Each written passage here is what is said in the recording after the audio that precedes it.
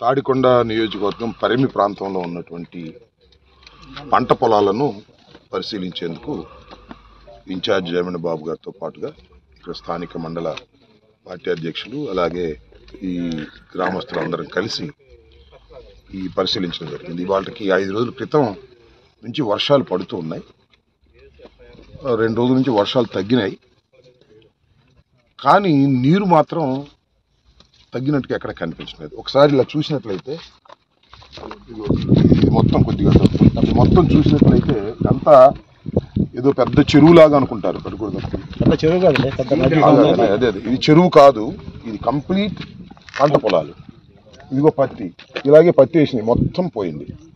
అంటే వర్షాలు పడ్డ 5 రోజులకు కూడా పంట పొలాల్లో నీరు బయటికి పోలేదు. చాలా దురదృష్టకరం. మరి ప్రభుత్వం, ముఖ్యంగా నారా చంద్రబాబు నాయుడు గారు ఇదంతా కొండవీటి వాగు ముప్పు ప్రాంతంగా భావించాలి. మరి కొండవీటి ఎత్తిపోతల పథకం అని పెట్టారు. ఆ ఎత్తిపోతల పథకం కూడా బ్రహ్మాండంగా సాగుతుందని పెట్టారు. నేను ఇక్కడ రైతులందరినీ అడిగాను, ఎత్తిపోతల పథకం పెట్టక ముందే బెటర్గా ఉందంటున్నారు. ఏంటో నాకైతే అర్థం కాల. ఎత్తిపోతల పథకం పెట్టక ముందే ఇంతకన్నా బెటర్గా ఉంది. ఎత్తిపోతల పథకం పెట్టిన తర్వాత సహజంగా బెటర్ కావాలి కదా, బెటర్ కాలేదు.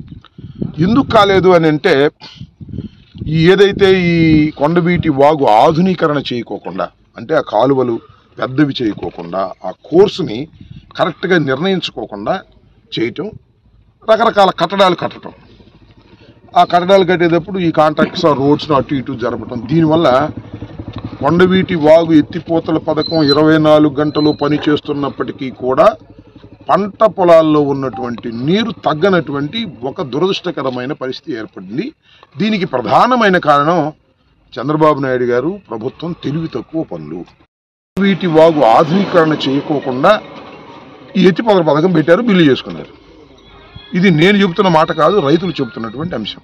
ఈ విధంగా రాజధాని ప్రాంతంలో ఉన్నటువంటి పొలాలు గతంలో ఎప్పుడు లేకపోయినా, అయితే గతంలో కూడా వాటర్ వచ్చేది, ఉండేది, నష్టం కొంత జరిగేది, కానీ 3-4 డేస్లో వెళ్ళిపోయేది.